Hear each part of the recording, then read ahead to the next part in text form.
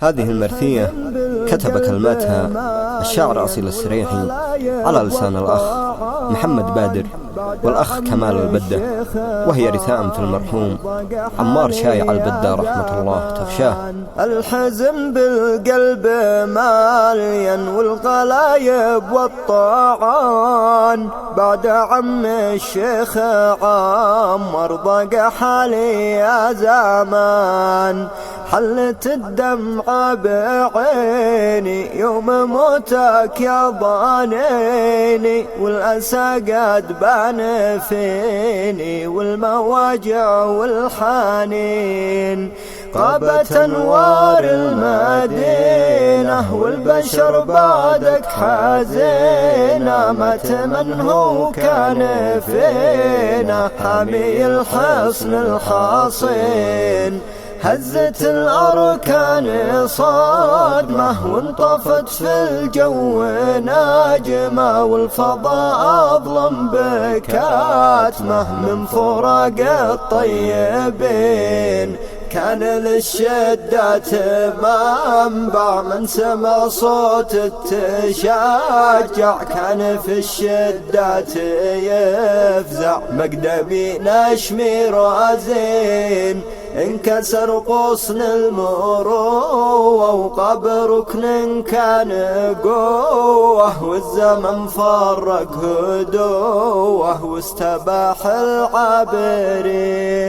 يا جدار البيت وظله بعدك العيشه مذله، راح من قلبي ما حاله واستقر فيه الانين. لو بدمعي كان يرجع لسكوب الدمع أربع، ليت يا عمي وتسمع صرخة القلب الحزين. صاحب الكف الساخية والنوايا الصافية، راحت الروح الزاكية والأثر باقي ثمين. يا فقد الزعامة والكرم واهل الشهامة، ما بقت غير الملامة والبكاء للمخلصين.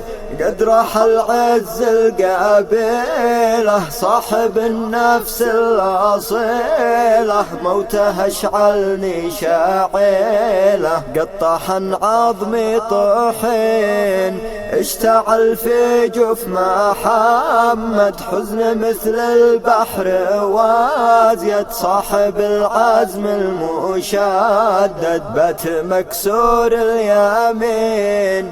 وكمال النبض كبر من لهيب الفقد عبر، دمعه الهتان وامطر يذكرك في كل حين. كلنا نبكيك جاهرة في نهار الليل واسرى، والله ان الموت مر سم يا عمي دافين. يا كريم العفو جودك ثبت اللحظة وفودك، واسقه بصافي ورودك يا ملاذ الخائفين.